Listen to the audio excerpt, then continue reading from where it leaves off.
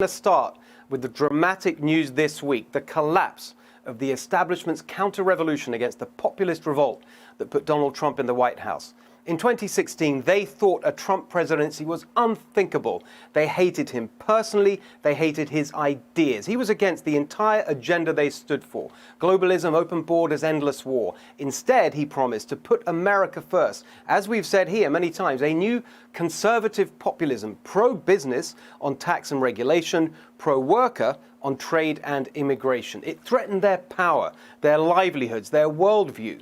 So they plotted and schemed to stop him before the election, after the election. They mobilized the legal establishment, the media establishment, the intelligence establishment, the law enforcement establishment, the political establishment, all in pursuit of their attempted coup. And that's what it was: a non-violent, non-military coup. That word makes you think of Tin Pot regimes in banana republics, and ludicrously, that very term has been applied by the anti-Trump cult to Attorney General Barr, who's shown himself to be a leader of rare principle and courage.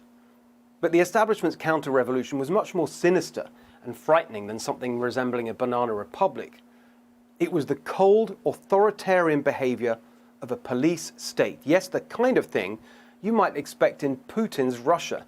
These people who never stop lecturing the rest of us about democracy and the rule of law. These are the people guilty on the exact same charges they've leveled at the president all these years: subverting an election, undermining our institutions, abusing the law for political ends, framing innocent people for crimes they didn't commit. Schiff, Comey, Mueller, and all the rest of the rotten, corrupt crew, all their craven, fawning apologists on establishment state TV, trashing the Constitution, trashing the law, trashing democracy. Guilty, guilty, guilty. Now let's have some accountability.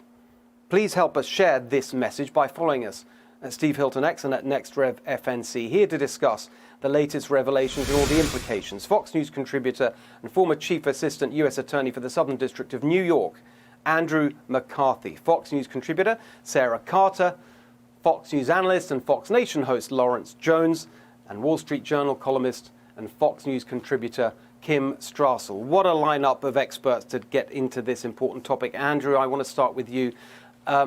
You've been all over this story, just as Sarah and Kim have. Before we get into some of the details, I'd love you to just, if you could, take us right back to the beginning. Tell the story of how we got here and why. Steve, I think the best way to look at this is what the FBI and the Obama administration wanted to do here was really audacious, if you think about it in terms of the idea of trying to continue an investigation after a new president has come into power and is in a position to shut down the investigation when the president ultimately is the target of the investigation.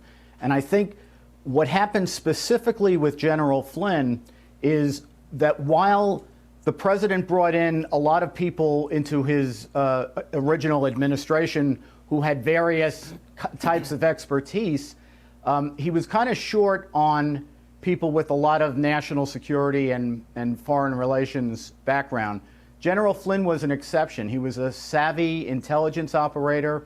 He had been the head of the Defense Intelligence Agency. He knew how the FBI worked in conjunction with the intelligence community. And it is inconceivable to me, if you wanted to continue an investigation of the president during the president's administration, that they could have pulled that off with a sophisticated intelligence actor being the national security advisor and being loyal to the president. He would necessarily have found out that they had investigated the Trump campaign. He would necessarily have found out, for example, that they were in the FISA court conducting surveillance on Trump campaign advisors. And he would have been able to figure out pretty easily that President Trump was the ultimate quarry that they had in connection with the investigation. So I think in terms of him and looking specifically at Flynn's case, it's better to look at him as kind of something that was obstructing the Bureau rather than their objective in the investigation. They needed to remove him if they wanted to continue this particular investigation. I think that's such a key insight to what was going on here. But there's a follow-up question I've got, which is if that's the case, if the aim was just to stop Flynn from stopping their real goal, which is to take down the president through the Russia investigation, really that was achieved when Michael Flynn was fired in the very early days of the administration. So why then, when you have Mueller coming around, why did they keep going after Flynn? Well, I think two things happened. First, Flynn wasn't the only guy they needed to sideline. The Attorney General was also in a position to know what was going on, and he was sidelined shortly after that. But I think what happened, Steve, is that in May, when the FBI Director Comey was fired, by that point in time, they know that there's no collusion case.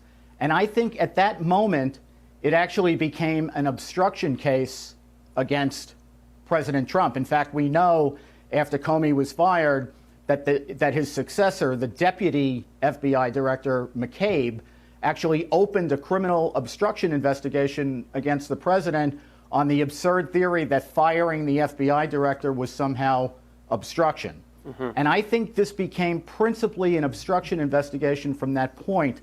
And getting Flynn, once Mueller was in place, getting Flynn to plead out to misleading the FBI agents, while that would ordinarily make him a bad witness in most cases, in an obstruction case, when the whole objective is to subvert the judicial process, it's probably not so bad to have a witness, if you can squeeze the witness for information, to have a witness who pleads guilty to subverting the process.